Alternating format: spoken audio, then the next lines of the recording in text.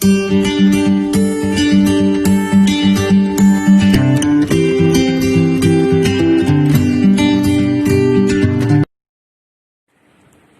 दोस्तों, मैं विकास शर्मा स्वागत करता हूं आपके अपने channel brain box coaching classes में। तो आज मैं आपके लिए लेके आया हूं बहुत ही महत्वपूर्ण एक प्रोजेक्ट जो हमारे शिक्षा मंत्री गोविंद सिंह डोटासरा है उसके निर्देशानुसार इसको संचालित किया गया था। जो विशेष तौर पर बोर्ड क्लास के जो बच्चे हैं उन बचे हुए पेपरों के लिए है। इसमें 10 महत्वपूर्ण प्रश्न हर रोज आते हैं। तो इसमें जो क्वेश्चन है वो आपको इनका सॉल्यूशन भी दिया जाएगा वीडियो में। तो सबसे पहले ये जो पेपर है वो आपके सामने स्क्रीन पे आपको दिखाई दे रहा है, इसे आप ध्यान से देखिए। इसमें 10 क्वेश्चन है जो 1-1 नंबर के, 2-2 नंबर के और 3-3 और 6-6 नंबर के इसमें क्वेश्चन है। पूरी बुक में से हर रोज 10 क्वेश्चन अच्छे जो आने वाले बोर्ड एग्जाम के लिए बहुत ही महत्वपूर्ण है उन क्वेश्चनों का इसमें समावेश किया गया है। तो आप इन क्वेश्चनों को ध्यान से देखिए और वीडियो में इनका सॉल्यूशन आपको मिल जाएगा। और जो पेपर का लिंक है वो आपको वीडियो डिस्क्रिप्शन में मिल जाएगा, वहां से आप डाउनलोड भी कर सकते हैं और सॉल्यूशन भी पा सकते हैं। तो इसके जो सॉल्यूशन है देखिए अब ध्यान से। तो चलिए देखिए, इसका स्माइल प्रोजेक्ट का जो क्वेश्चन नंबर 1 है, यदि n एक प्राकृत संख्या है तो 6 की पावर n माइनस 5 की पावर n में इकाई का अंक क्या होगा। यानी कि ये जो आपको दिया है 6 की पावर n माइनस 5 की पावर जो n है उसमें आपको n के मान है वो प्राकृत लेनी है और आपको बताना है कि जो इसका इकाई का अंक है वो क्या होगा। तो सबसे पहले हम क्या लिखेंगे यहाँ पे कि n बराबर 1 के लिए देखते हैं। प्राकृत संख्या होती है वो 1 से शुरू होती है। तो n बराबर 1 के लिए देखते हैं तो यहाँ पे 6 की पावर 1 माइनस 5 की पावर 1, तो उत्तर कितना आएगा। 6 की पावर 1 का मतलब 6 हो गया, 5 की घात 1 का मतलब हो गया 5, तो आंसर आ गया हमारे पास है 1। फिर हम रखते हैं n बराबर 2। n बराबर 2 रखते हैं तो 6 की घात 2 माइनस 5 की घात 2, तो ये कितना हो गया 36। 5 की घात 2 हो गया 25। हमारे पास कितना बचा 36 में से जो माइनस 25 है तो हमारे पास आ गया 11। एक और देख लेते हैं n बराबर 3 के लिए। तो 6 की घात 3 माइनस 5 की घात 3 बराबर 6 की घात 3 का मतलब 6 गुणा 6 गुणा 6, 3 बार गुणा है 6 का, तो 216 हो गया। और 5 की घात 3 का हो गया 125। तो इसको माइनस करते हैं तो कितना बचता है, 6 में से 5 माइनस होते हैं तो 1 बचा। फिर ये हो गए यहाँ पे 1 में से 2 माइनस नहीं होता है तो इस साइड से हमें इससे 1 हासिल लेनी होगी। तो यहाँ पे हो गए 11, तो 11 में से 2 9 और यहाँ पे बच गया हमारे पास है 0। तो हम क्या देखते हैं कि तीनों ही कंडीशन में इकाई का अंक यहाँ पे एक ही अंक है तो ये 1 हो गया। ये इकाई का अंक 1 ये दाई का है, यानी इकाई का अंक देखना है हमें, क्योंकि पूछा क्या है प्रश्न में इकाई का अंक, ये भी 1 है। और यहाँ पे देखते हैं तो भी हमारे पास इकाई का अंक कितना आ रहा है, 1 आ रहा है। इसका मतलब कि n के आप जो भी मान लेते हो तो n क्या है हमारे पास कोई एक प्राकृत संख्या है। तो n प्राकृत संख्या है तो किसी भी प्राकृत संख्या के लिए ये जो संख्या दी गई है आपको 6 की घात n माइनस 5 की घात n, इसमें जो इकाई का अंक आएगा वो सदैव कितना आएगा, 1 आएगा। यह था आपका इसका स्माइल प्रोजेक्ट का क्वेश्चन नंबर 1। अब देखते हैं इसका क्वेश्चन नंबर 2 दिया गया है आपको कि एक द्विघात समीकरण दिया गया है 3x की square minus 4 root 3x plus 4 बराबर 0 के मूल की प्रकृति ज्ञात करो। तो इसमें प्रकृति ज्ञात करने के लिए बहुपद में हमने एक सूत्र पढ़ा है कि d बराबर बी स्क्वायर माइनस 4ac होता है। यहाँ पे b, a और c ये कौन से पद होते हैं, जो x की स्क्वायर का गुणांक होता है वो तो क्या होता है हमारे पास a, और x का गुणांक होता है वो होता है b, और ये जो अक्षर है ये क्या होता है c होता है। तो ये मान इसमें रख के देखते हैं तो आंसर कितना आता है d b की स्क्वायर, यानी कि ये माइनस 4 रूट 3 है, इसकी स्क्वायर करनी है। माइनस 4 इंटू ए का मान कितना है हमारे पास 3 और सी का मान कितना है 4। तो यहाँ से माइनस 4 की स्क्वायर हो गई 16 इंटू रूट 3 की हो गई 3 माइनस ये हो गए 4 तिया 12 और 12 चौक हो गए 48। ये 16 इंटू 3 कितने होते हैं 48 माइनस 48। तो आंसर कितना आया हमारे पास है, इसका आंसर आ गया 0, यानी डी का मान कितना आ गया 0। तो d का मान 0 आता है तो मूल कैसे होते हैं?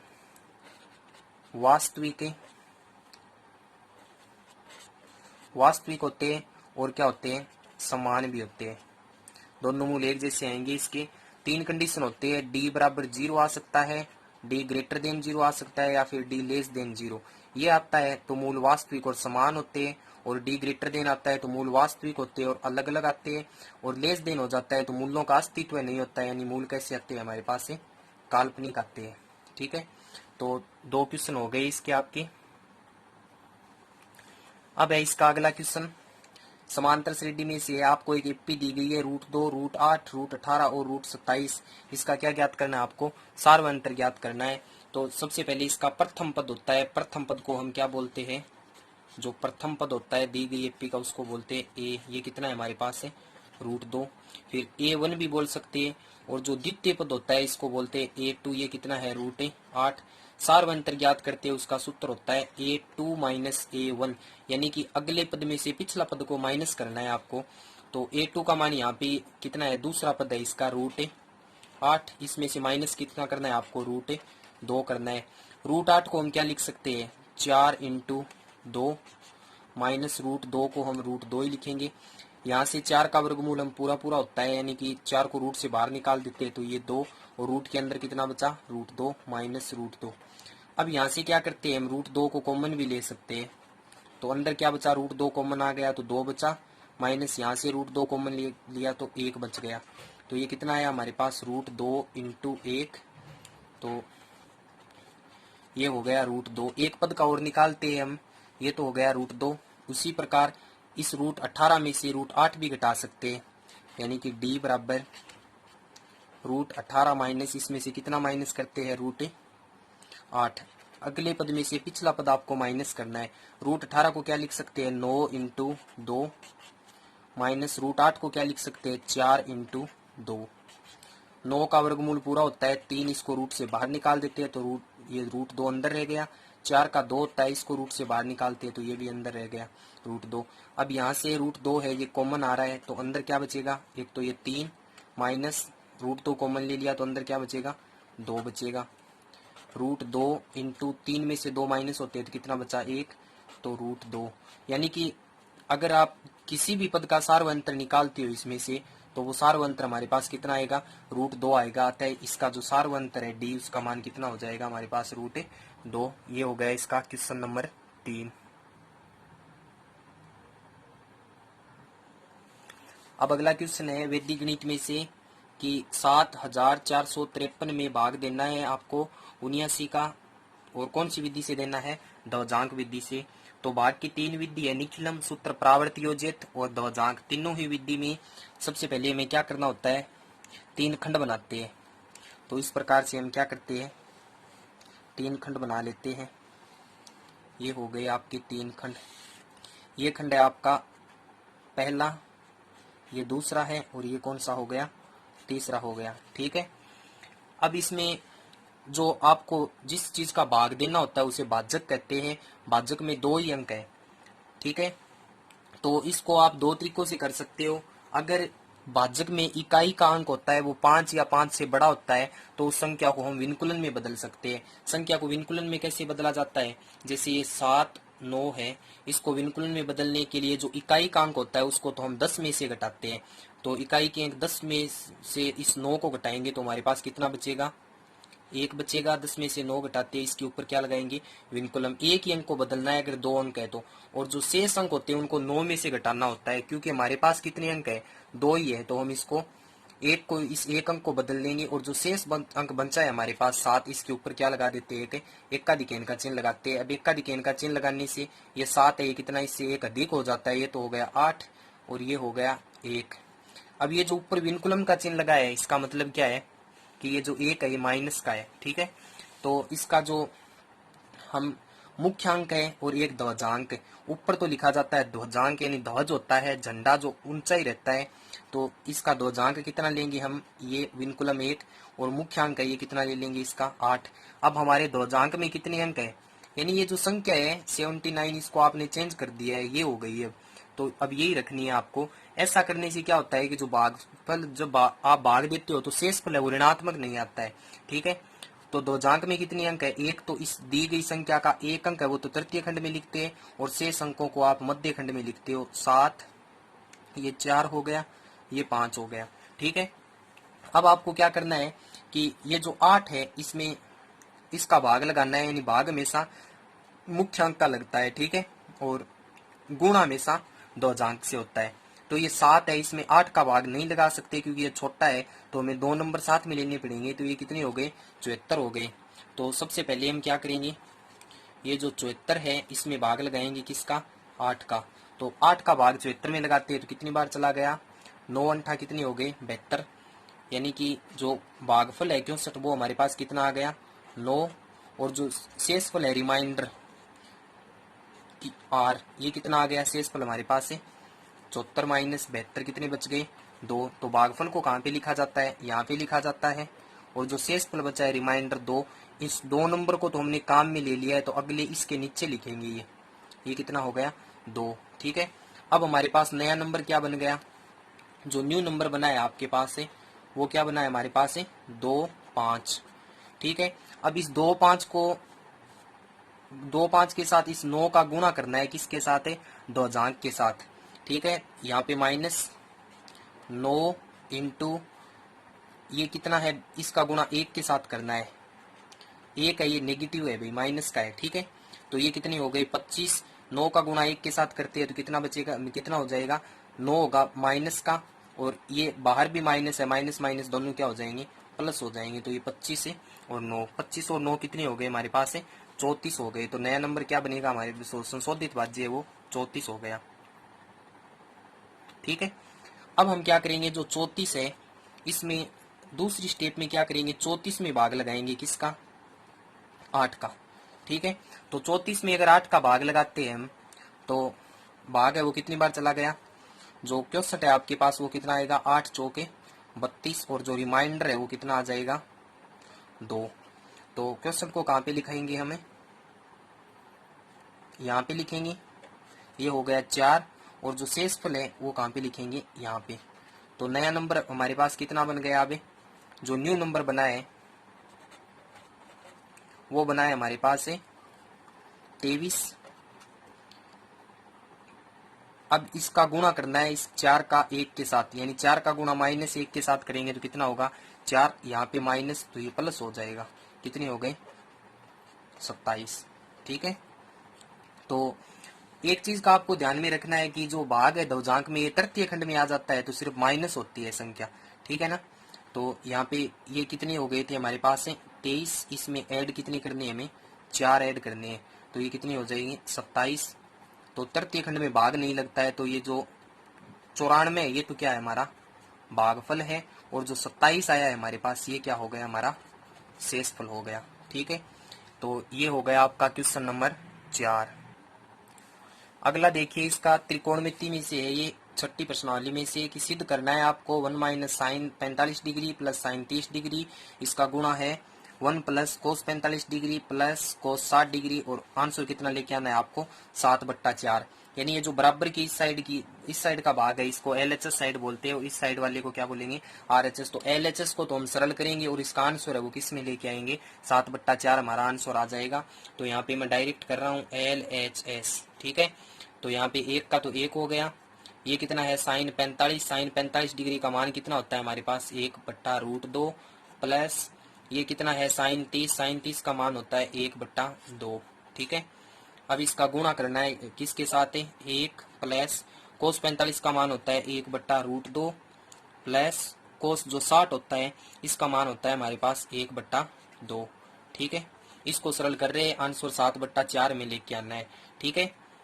तो ये कितना है प्लस का 1 है, आप चाहो तो इसका LCM लघुत्तम लेके भी सरल कर सकते हो, तो डायरेक्ट भी कर सकते हो। ये 1 है और ये प्लस का 1/2 है, यानी 1 में 1/2 जुड़ता है तो कितनी हो गई हमारे पास 3/2 माइनस 1/√2, ठीक है। और ये 1 और ये 1/2 ये भी कितना हो गया 3/2 प्लस 1/√2 बच गया, ठीक है।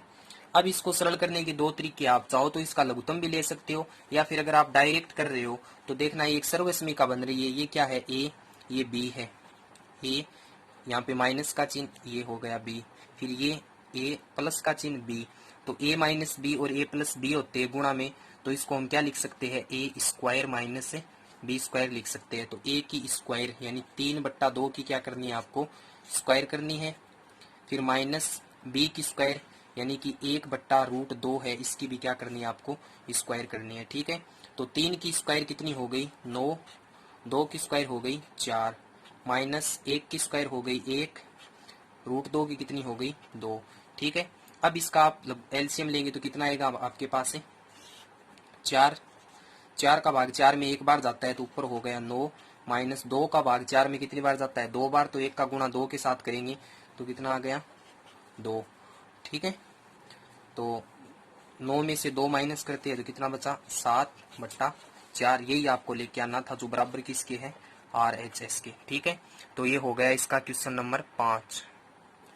अब देखिए इसका क्वेश्चन नंबर 6, यदि सूर्य का उन्नयन कोण 30 डिग्री से 60 डिग्री में परिवर्तित हो जाता है तो इन दोनों उन्नयन कोणों पर 15 मीटर ऊंचे खंबे की छाया की लंबाई में अंतर ज्ञात कीजिए। ये प्रश्न है आपके जो ऊंचाई और दूरी की जो प्रश्नावली है आपकी 8वीं उसमें से है। तो हमारे पास क्या है, एक 15 मीटर ऊंचा क्या है, एक खंबा है। ठीक है, तो मान लेते हैं ये क्या है, एक खंबा है जिसकी ऊंचाई मान लेते हैं 15 मीटर, इसको नाम दे देते हैं ए बी, क्या है कोई एक खंबा है। ठीक है, तो पहले सूर्य का जो उन्नयन कोण था वो यहाँ पे धरातल पे, इसकी ये जो सरल रेखा हो गई यहाँ पे, ये जो कोण है ये कितने डिग्री का था पहले, इसको इससे मिलाते हैं तो ये कोण हमारे पास था पहले 30 डिग्री का। थोड़ी देर में बाद में ये कोण है ये बढ़ जाता है, बढ़ता है तो कोण इस साइड में होता है। ठीक है, तो ये कितने डिग्री का हो गया हमारे पास है 60 डिग्री का हो गया। तो पहले जो इस खंबे की छाया थी वो क्या थी भाई, यहाँ पे थी या फिर यहाँ पे मान लो, तो ये छाया में अंतर ज्ञात करना है। ठीक है, तो इसको नाम दे देते हैं ए बी, इसको देते हैं सी और इसको दे देते हैं डी। तो पहले छाया कितनी थी हमारे पास है, जब कोण 30 डिग्री था तो छाया थी 20 और उसके बाद में जब कोण 60 डिग्री हो गया तो छाया कौन सी हो गई हमारे पास है बिग डी। तो अंतर ज्ञात करना है, मान लो पहले 10 थी और बाद में 5 हो गई तो अंतर कितने का आ गया 5 का, यानी ये आपको सिड्डी ज्ञात करना है। मान लेते हैं ये सिड्डी कितनी आपके पास है x है। ठीक है, और ये जो इस साइड की दूरी है इसको आप क्या मान लेते हो y मान लेते हो, वैसे नए भी मान लो तो भी कोई दिक्कत नहीं है। तो सबसे पहले हम क्या लिखेंगे, ये जो एक डी है ये 15 मीटर ऊंचा हमारे पास क्या है एक खंबा है, तो इसमें मैं डायरेक्ट कर रहा हूँ, आप दो समकोण त्रिभुज ले लो। ये कोण कितने डिग्री का है 90 डिग्री का, तो मैं सबसे पहले क्या ले रहा हूँ एक त्रिभुज ले रहा हूँ ए बी डी। ठीक है, त्रिभुज ए बी डी में। ठीक है, हमें मान ज्ञात करना किसका है, x का मान ज्ञात करना है, यानी सिड्डी छाया की लंबाई में अंतर x का मान ज्ञात करना है। तो ए बी डी में आपको दिया क्या है लंब, और आधार आपने मान रखा है, क्योंकि लंब ये थीटा की सामने वाली भुजा लंब होती है, तो लंब और नीचे वाला आधार इसमें संबंध किसका होता है टेन थीटा का होता है। तो टेन यहाँ पे थीटा कितना है 60 डिग्री बराबर लंब कितना है आपके पास से 15 ये जो बिग डी है इसका मान है कितना y, टेन 60 का मान कितना होता है √3 बराबर हो गया 15/y।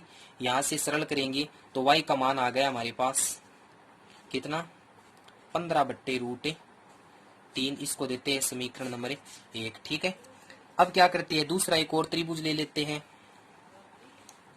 दूसरा त्रिभुज ये पूरा बड़े वाला समकोणी त्रिभुज लेना है, इसमें आपको ए बी और सी। ठीक है, तो त्रिभुज ए बी सी में इसमें लंब आपको दिया है और ये पूरा आधार हो गया 20।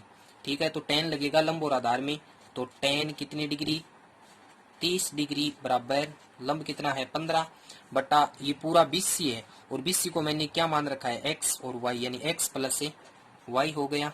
ठीक है, तो टेन 30 का मान होता है हमारे पास है 1/√3 बराबर हो गया 15/x प्लस y। यहाँ से वज्र गुणा करेंगे हमें, यानी कि 15 का गुणा तो √3 के साथ और x प्लस y का 1 के साथ, तो x प्लस y का मान आ गया 15√3।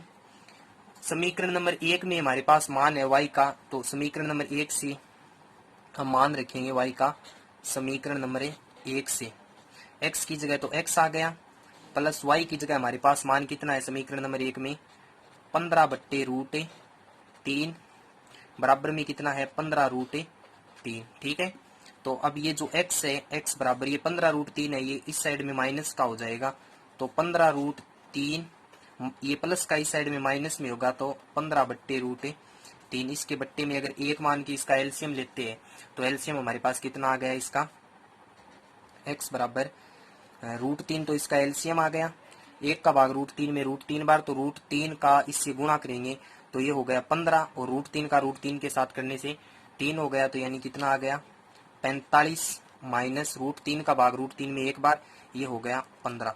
तो x बराबर कितना बचा 45 माइनस 15 यानी 30 बच गया, 30 बट्टे कितना √3। ठीक है, तो ये 30/√3 हो गया।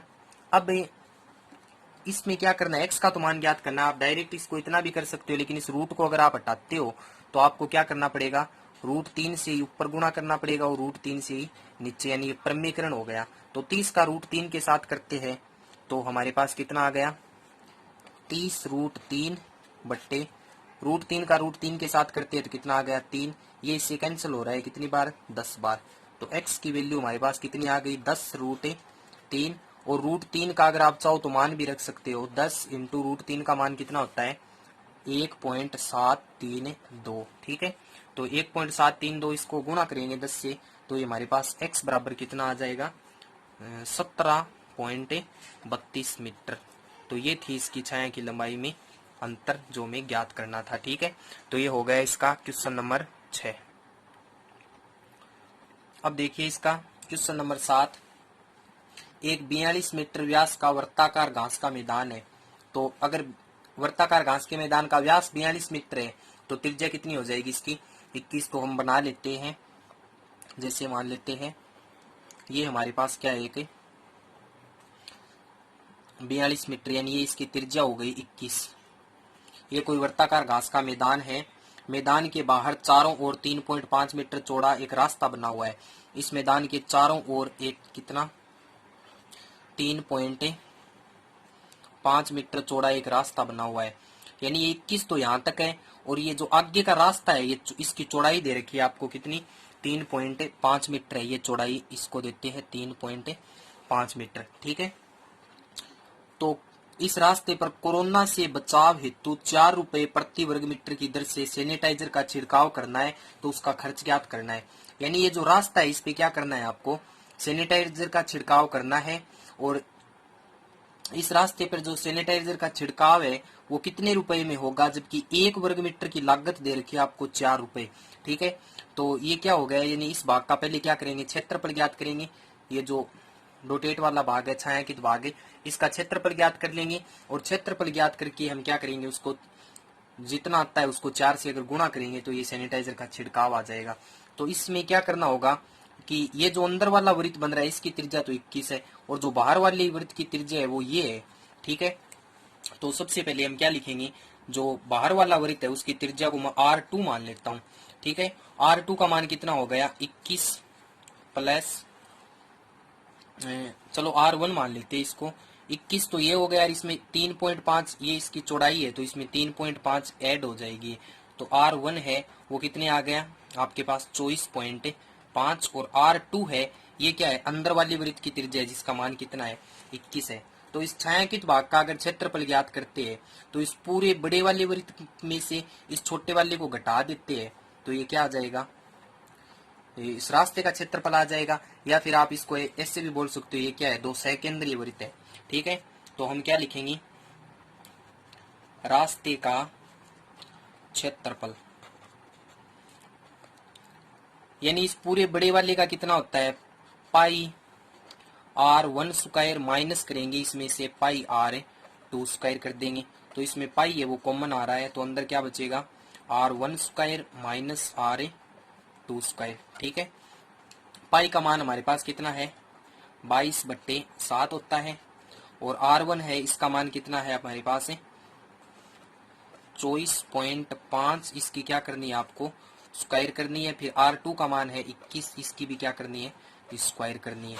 ठीक है, तो इसको आप किस प्रकार से सरल करोगे, या तो आप 24.5 की स्क्वायर करो, फिर 21 की करो, फिर इसमें से माइनस करो। लेकिन हम इसको ऐसे भी कर सकते हैं, इसमें क्या लगा सकते हैं, हमें सर्वसमीका का यूज कर सकते हैं। ठीक है, तो इसमें कौन सी सर्वसमीका का यूज करेंगे, हमें ए स्क्वायर माइनस से बी स्क्वायर वाली जो सर्वसमीका है उसका यूज करेंगे। तो ये हो गया हमारे पास 22/7 इंटू, यानी ए स्क्वायर माइनस बी स्क्वायर, इसको एक बार प्लस में लिखेंगे, एक बार माइनस में लिखेंगे। तो ये हो गया 24.5 प्लस 21, और एक बार इसको माइनस में लिखेंगे तो 24.5 माइनस 21। ठीक है, तो 22/7 इंटू 24.5 में से 21 को ऐड करते हैं तो कितना आ गया हमारे पास है, ये हो जाएगा आपके पास है 24 और 21 कितनी हो गई, 45। ठीक है, तो 45.5 इंटू 24 में से 21 को माइनस करते हैं तो कितना होगा, 3.5 होगा, यानी ये हो जाएगा 3.5। ठीक है, अब इसको आप कैंसिल भी कर सकते हो। किस प्रकार से, ये जो 3.5 है इसका पॉइंट हटा सकते हो आप। पॉइंट को कैसे हटाएंगे, ये हो गया 22/7 इंटू, इसका भी पॉइंट हटाते हैं। कितने अंक बाद में पॉइंट है, राइट साइड से 1 अंक बाद में पॉइंट है, तो इसको 455 बट्टा नीचे 10 लगा देंगे, यानी 1 शून्य, और 3.5 का हटाएंगे तो कितना हो जाएगा, 35/10 हो गए। ठीक है, अब ये कैंसिल हो रहा है, देखना 7 पंचों कितना होता है, 35 होता है, और ये जो 5 है ये इस 2 से कैंसिल हो रहा है, तो यानी 5 दूनी कितनी हो गई, 10, और 22 है वो इससे हो जाएगा कितनी बार, 11 बार। ठीक है, तो हमारे पास बचा क्या है, ऊपर है एक तो बचा है हमारे पास है 11 बच गया, एक तो 11 इंटू 455, और नीचे क्या बचा हमारे पास है, 10 बचा है। ठीक है, तो इसका अगर गुणा करते हैं तो कितना आता है हमारे पास है, इसको अगर सरल करते हैं 11 का गुणा 455 के साथ है और फिर 10 के साथ। ठीक है, तो गुणा करने से हमारे पास जो वैल्यू आएगी वो कितनी आ जाएगी, भाग लगाएंगे तो ये आएगा हमारे पास 5005। ठीक है, सॉरी 500.5। अब एक प्रति वर्ग मीटर का, यानी कि ये क्षेत्रफल आ गया इसका मीटर में। ठीक है, यानी मीटर स्क्वायर। फिर हमें प्रश्न में दिया है कि 4 रुपए प्रति वर्ग मीटर की दर से, यानी कि अगर आप 1 मीटर स्क्वायर क्षेत्रफल पर छिड़काव करते हो तो 4 रुपए का खर्चा आता है। तो आपके पास कितना है, ये हो गया, तो इसको गुणा कर देंगे 4 से इंटू 4, तो हमारे पास आंसर कितना आ जाएगा इसका, 2002.5 रुपए। ठीक है, तो ये हो गया इसका क्वेश्चन नंबर 7। ठीक है,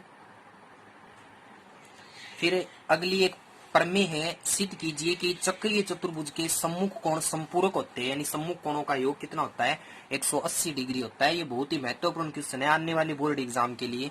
तो हम सबसे पहले क्या करेंगे, चक्रीय चतुर्भुज बनाएंगे। और चक्रीय चतुर्भुज आप जानते हो कि वो होता है जिसके शीर्ष किस पे होते हैं, वृत्त की परिधि पे होते हैं। तो हमारे पास ये क्या है, कोई एक वृत्त है। ठीक है, ये हमारे पास एक वृत्त हो गया, और चक्रीय चतुर्भुज बनाने के लिए इसके शीर्ष किस पे बनाने होंगे, वृत्त की परिधि पे बनाने होंगे आपको। तो इस प्रकार से आप बना सकते हो, जैसे ये मान लीजिए,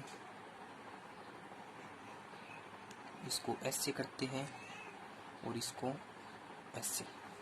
तो ये क्या है हमारे पास, इस वृत्त का केंद्र है। ठीक है, इसको नाम दे देते हैं ए, बी, सी और डी। ठीक है, ए बी सी डी क्या है, चक्रीय चतुर्भुज है। तो सिद्ध क्या करना है कि इसके सम्मुख कोण, यानी कोण ए और कोण सी, इनका योग 180 डिग्री सिद्ध करना है, और कोण बी और कोण जो डी है इसका मान बी में योग 180 डिग्री सिद्ध करना है। तो सबसे पहले हम क्या लिखेंगे, इसको प्रूफ कैसे करेंगे। दिया क्या है हमें, दिया है, ध्यान से देखना, इंपॉर्टेंट प्रमेय है। दिया क्या है कि ए बी सी डी क्या है, एक चक्रीय चतुर्भुज है। ठीक है, चक्रीय चतुर्भुज है, और सिद्ध क्या करना है, सम्मुख कोण इसके क्या है, संपूरक है, यानी कि कोण ए प्लस कोण सी बराबर 180 डिग्री सिद्ध करना है, और एक आपको कोण बी प्लस कोण डी, इन दोनों का योग 180 डिग्री। दो बात आपको सिद्ध करनी है। तो हम सिद्ध करने से पहले थोड़ी सी रचना कर लेते हैं। ये जो इसका केंद्र है ओ, इसको हम किससे मिला देते हैं, डी से मिलाते हैं, ठीक है। और ये जो बी वाला केंद्र है, ये बी है, इसको किससे मिलाते हैं, केंद्र को बी से मिलाते हैं, ठीक है। मिलाने से एक तो इस साइड में कोण बन गया, इसको ध्यान से बना लेना आप, और एक इस साइड में हमारे पास एक कोण बनता है ये वाला।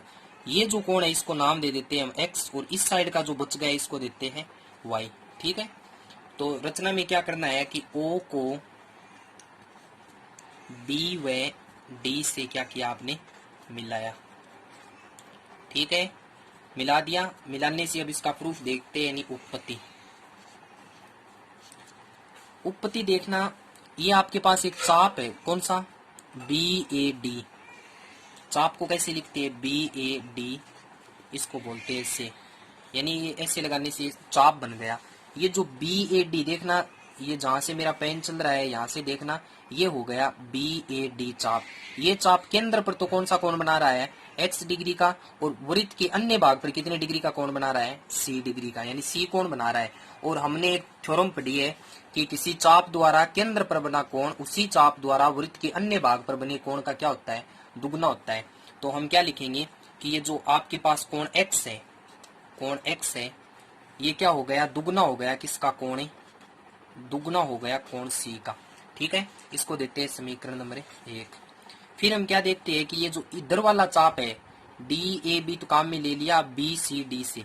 अब हम क्या लिखेंगे कि BCD, चाप BCD से, BCD जो चाप है ये केंद्र पर तो y का कोण बना रहा है, और अन्य भाग पर क्या बना रहा है, ये कोण है, यही चाप, ध्यान से देखना आप, ये जो चाप है BCD, यानी ये चाप हो गया, ये केंद्र पर तो ये बना रहा है, और यही चाप, इस चाप के दोनों सिरे देखो, सिरे है वो यहाँ पे कोण बना रहे हैं A का, तो ये भी दुगना हो जाएगा, यानी कोण y है वो कितना हो गया, दुगना हो गया कोण A का। समीकरण नंबर देते हैं 2, ठीक है।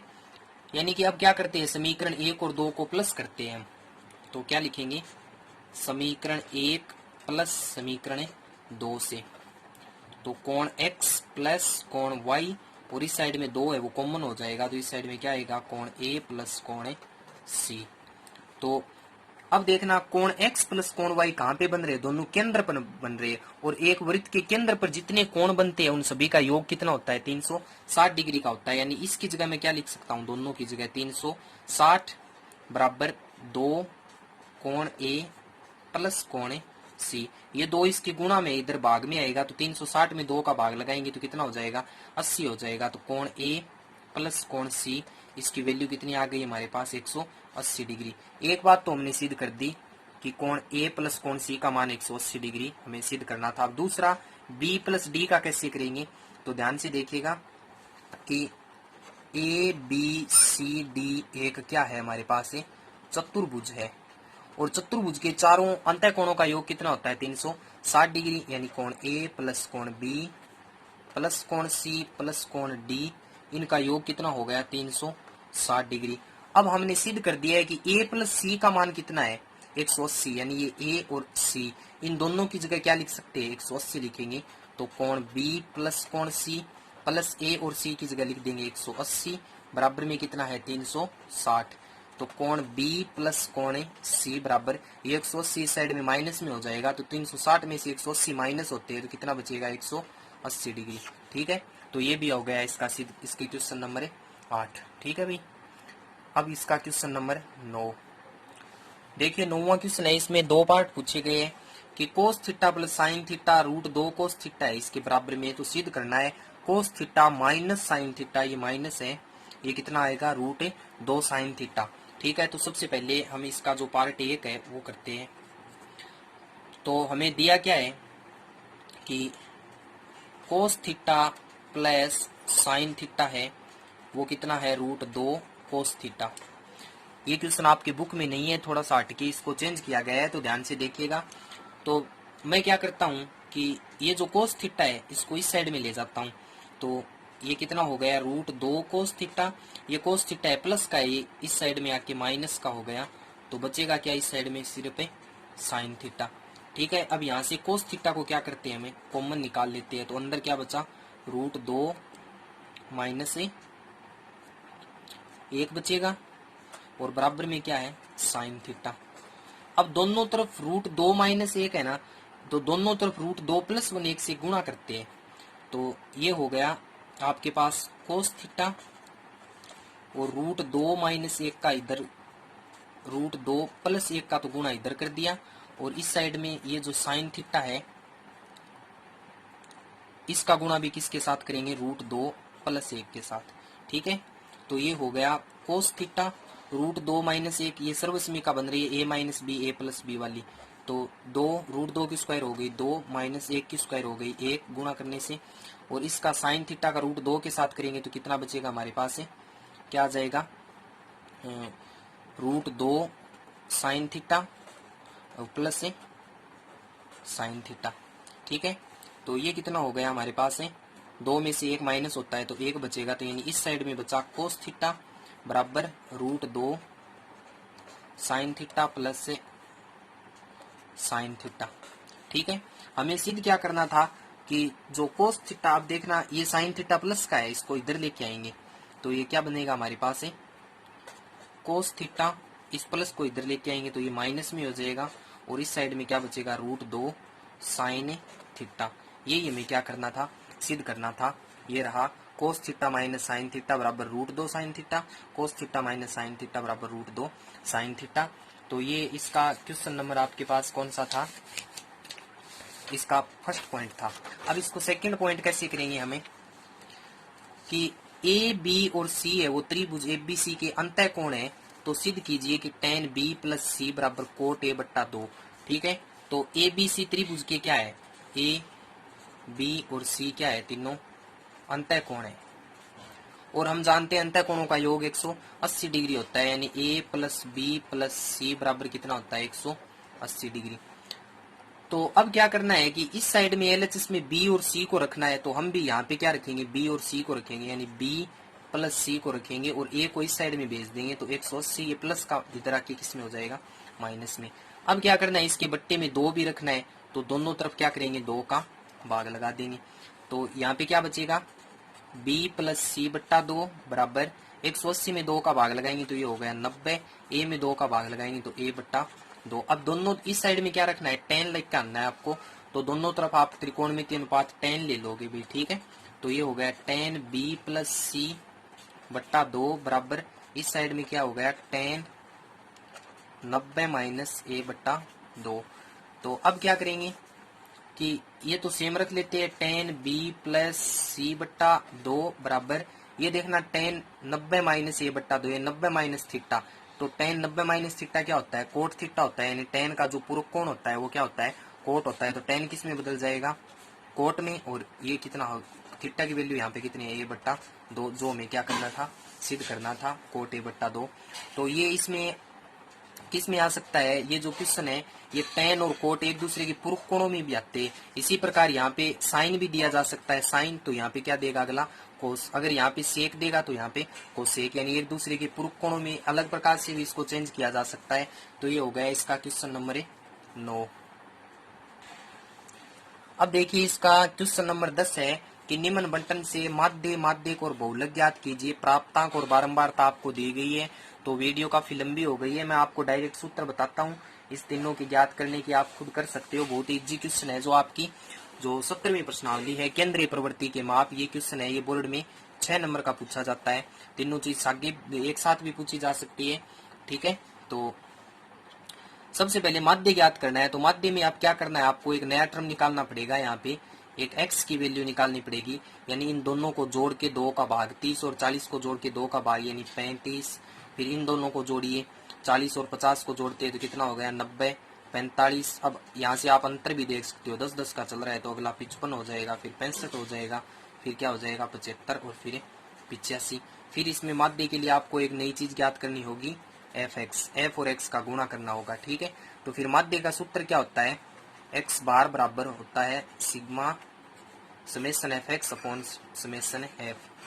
जो आंसर यहाँ पे आएगा आपका, इनको जोड़ लेना और ये जो एफ है इसको भी जोड़ लेना, यहाँ पे भाग लगा लेना, तो ये हो जाएगा इसका माध्य।